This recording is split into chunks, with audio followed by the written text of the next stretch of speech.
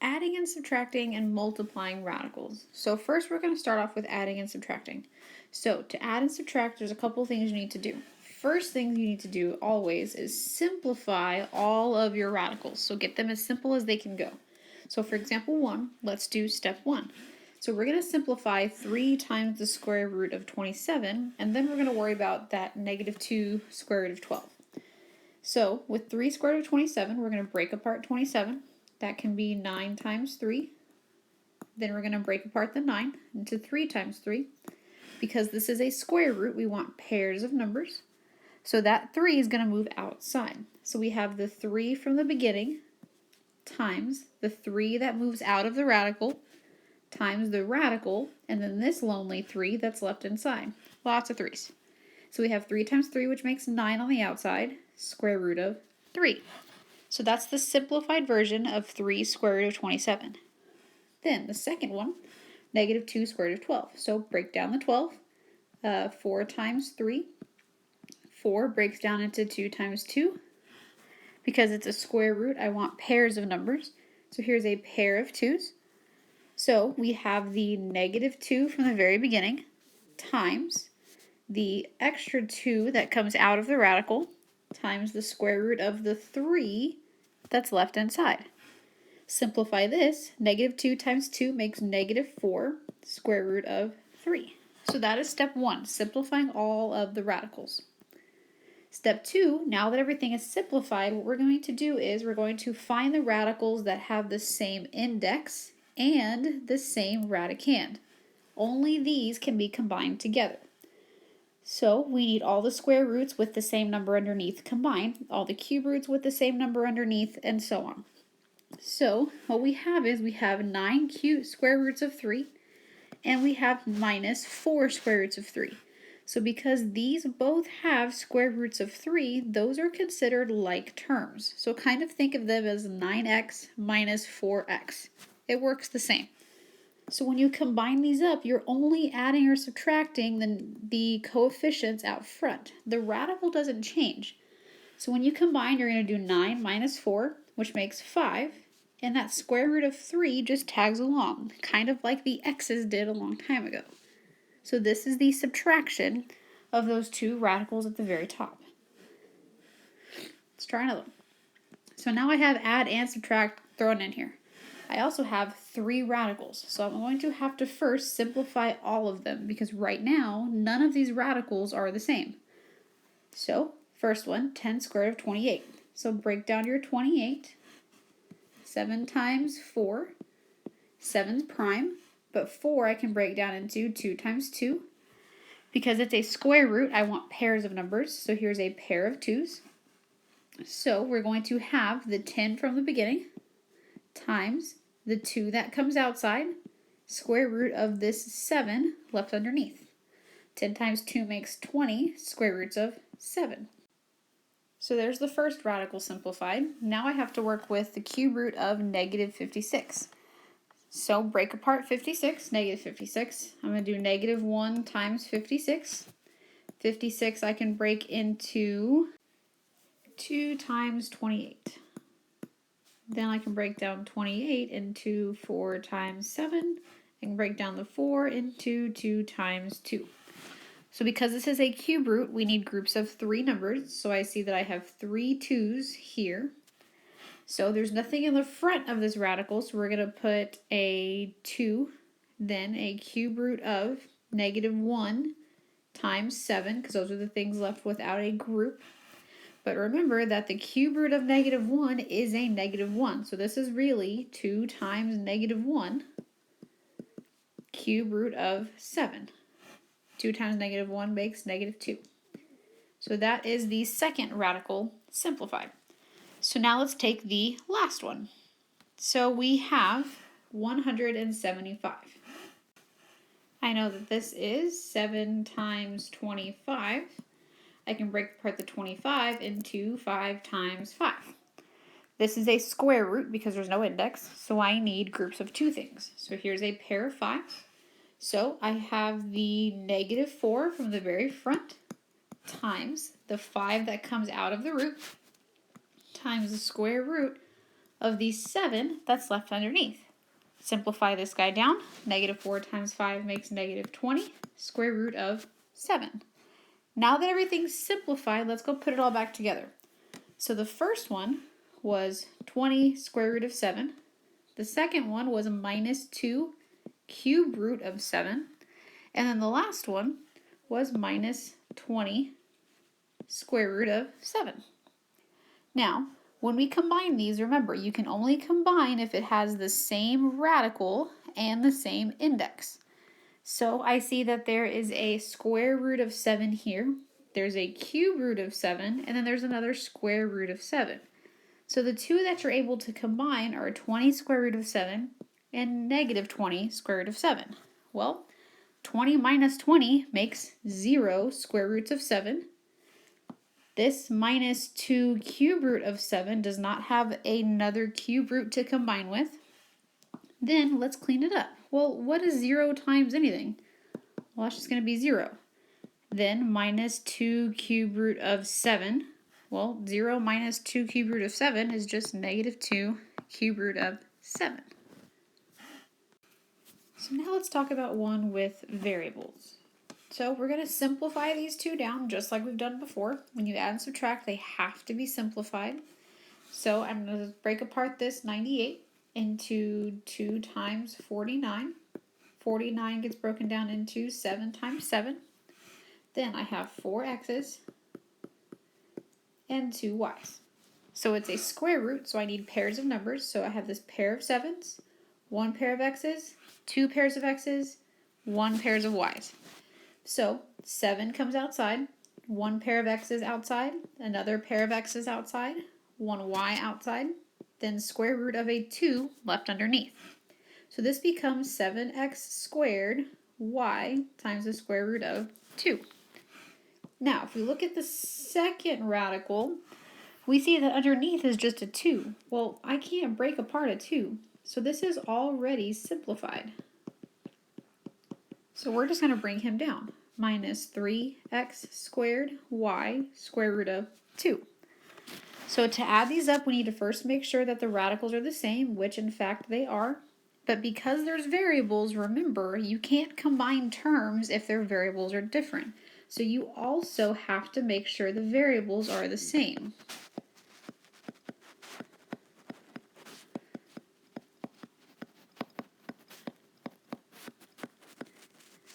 In this case, we're good, because this one has x squared y, and this one also has an x squared y. So these are, in fact, like terms. So 7 minus 3 makes 4x squared y square root of 2. Now let's talk about multiplying. So we have this property for multiplying. So it's the product property of radicals. It says that if you have the square root of a number times the square root of another number, that is the same as multiplying them both under one giant radical. This works for any radical as long as they're the same kind, they have the same index. So I can't do this with a square root and a cube root. If they're both cube roots, they're both square roots, then this property will work. This also works both ways. You can also separate. If you start at this side and you have something multiplied, you could separate it into two small ones as well. Now, you don't have to simplify first, but if you simplify first, you're going to make your life a lot easier. So let's see. Square root of 27. Well, I can break 27 down into 9 times 3. 9 I can break down into 3 times 3. Since it's a square root, I want pairs. So this does, in fact, simplify. So 1 3 on the outside, square root of this 3 left over. Square root of 5, though, does not simplify because 5 is prime. So he's stuck. So here we're going to multiply this together into one single radical. So what you do is you multiply the coefficients. So remember, there's a 1 in front of here that nobody writes. So what you really have is 3 times 1 on the outside. And then you're going to multiply the radicands, what's underneath, all underneath, one giant square root. Let's clean this guy up. 3 times 1 makes 3. 3 times 5 makes 15 inside. Now, 15, you can't break that down any further because if you break apart 15, you only do 3 and 5, and there's no pairs in there to take out. So 3 square root of 15 is as far simplified as this product is going to go. So here's another multiplication. Example 5, 3 square root of 10 times negative 2 square root of 18. So we're going to try to simplify these down. So for the first radical, I have a 10, which I can break apart into 2 times 5. But when I break that apart, I don't find any pairs, so 3 square root of 10 doesn't simplify. Let's try the next one. So square root of 18, I can do 9 times 2, and 9 I can do 3 times 3. Since it's a square root, I want pairs of numbers, so I need a 3. So this simplifies into negative 2 times 3 square root of this 2 that's left over. So negative 2 times 3 makes negative 6 square roots of 2. So when we go to multiply these, we have the original 3 square root of 10 times my simplified negative 6 square root of 2. So we're going to multiply the outside numbers. So 3 times negative 6. And then we're also going to multiply the radicands, the inside numbers, underneath. 10 times 2. So 3 times negative 6 makes negative 18. 10 times 2 makes 20. Now, before you can say you're finished, you have to make sure that this square root of 20 doesn't simplify. So let's try it out. So I can break 20 down into 2 times 10, and I can break 10 into 2 times 5. Well, I see a pair of 2's, so this actually does simplify. So it simplifies into negative 18 times the 2 from inside the radical that gets to come out times the square root of 5, which is really negative 36 square roots of 5. There's your final product. Now let's look at example 6. So now I've got a couple variables hanging out as well. So again, simplify everything as far as possible. So start with the first one. So I've got 54. So this can break up into 2 times 27. 27 can break down into 3 times 9. 9 can break into 3 times 3. And then I have 8 m's. So 1, 2, 3, 4, 5, 6, 7, 8. Since this is a cube root, I want groups of 3. So I have 3 3's. I have one group of 3 m's, 2 groups of 3 m's. Then I have a 2 left without a group and 2 m's left without a group. So we're going to take out the 3 and the 2 m's, and then the cube root of, we have a 2 and 2 m's left underneath. So the outside becomes 3m squared times the cube root of 2m squared on the inside as well. Now let's try the second radical. So I have the cube root of 5m to the 4th. I'm going to move that over here. Cube root of 5m to the 4th. So 5 you can't break down, so 5 is stuck the way he is, but I do have 4 m's. And I can make one group of 3 out of those 4 m's. So I'm going to have 1 m on the outside, cube root of the 5 that I couldn't break down, and the single m that was left over. So when you multiply these together, you're going to have 3m squared times the cube root of 2m squared times m times the cube root of 5m. So now when you multiply, just because there's variables doesn't mean things are changing. You're still going to multiply the outsides, so 3m squared times m, and you're still going to multiply the insides. So cube root of 2m squared times 5m. So this becomes 3m to the 3rd times the cube root of 2 times 5 makes 10. M squared times m makes m to the 3rd. Now again, you have to make sure that this final answer doesn't simplify, because if it does, you're not quite finished. So let's break apart the 10. 2 times 5, that's about as far as I can go. And then my m to the 3rd means I have 3 m's. So since this is a cube root, you want groups of 3. Well, 2 and 5, I can't make a group, so these are going to have to stay underneath the radical. But I can make a group of m's. So we're going to have 3m to the 3rd times another m, then the cube root of 2 times 5 that couldn't make a pair. So what we have in the very end is you have 3m to the 4th times the cube root of 10. Now, let's talk about multiplying like monomials to binomials. One terms times two terms, and binomials times binomials was when you have radicals. Well, your process doesn't change. You're still going to use distribution. It's just instead of distributing a whole number, you're distributing a radical. So when we do our first step of distribution, you're going to have square root of 10 times 5 square root of 5. So 5 square root of 5, I'm going to put it this way, times square root of 10. Then you're going to have square root of 10 times the second term. So minus 2 square root of 2 times square root of 10. Use your multiplication rule to simplify this out. So since we have two radicals multiplied, I can take the 5 and then multiply 5 times 10 underneath. I can do minus 2 and then 2 times 10 underneath. Simplify what you have. 5 times 10 makes 50. 2 times 10 makes 20. So now we have a subtraction problem. So we started out with multiply, now we have a subtraction. So to do subtraction, you have to simplify everything and then try to combine like terms. So square root of 50, I can break down into 5 times 10. I can break the 10 into 5 times 2. And I see that I do have a pair because it is a square root, so I want pairs. So you're going to have 5 that you started with times 5 that comes out of the radical, and then this 2 is all you have left underneath. So this first one simplifies into 25 square roots of 2. Now let's try the second radical, 20. I can break that into 4 times 5, and the 4 I can break into 2 times 2. So this one simplifies as well, because I see a pair of 2's. So you're going to have a negative 2 from the very beginning, times the 2 that comes out of the radical, and then a 5 that's left without a pair. So this simplifies into negative 4 square roots of 5. Now that everything's simplified, you're going to see if you can combine these up. Well, I see that I have a square root of 2 and a square root of 5.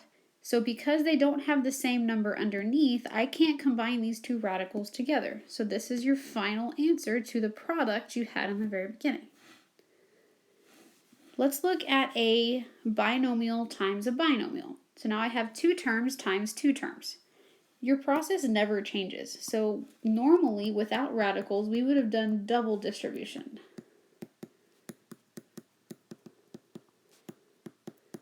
It's just going to look a little different now that you have these square roots going on.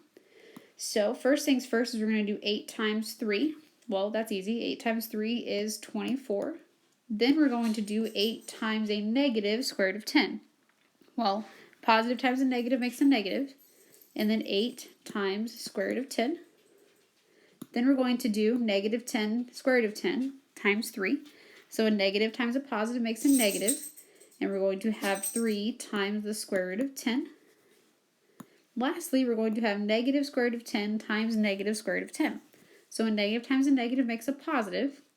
Square root of 10 times square root of 10. So let's try to clean this up as best we can. So the first one is just a plain number, so we're just going to drop that number down. Now I see this negative 8 square root of 10 and this negative 3 square root of 10. Well, square root of 10 you can't simplify because it's only 5 times 2, and there's no pairs there. So we can add these up because their radicals are the same.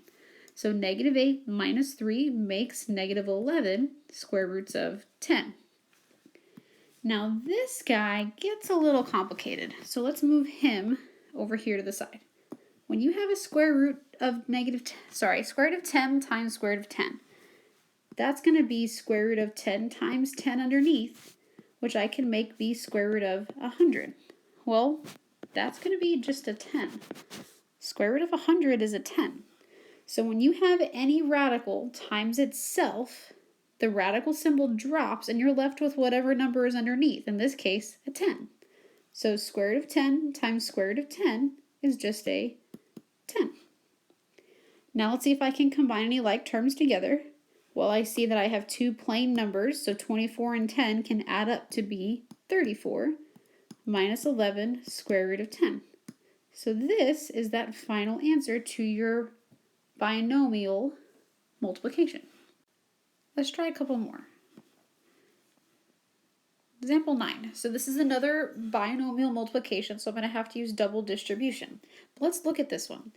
2 plus square root of 3 times 2 minus square root of 3. These are exactly the same, except that one has a plus in the middle and one has a minus in the middle. So let's see what happens.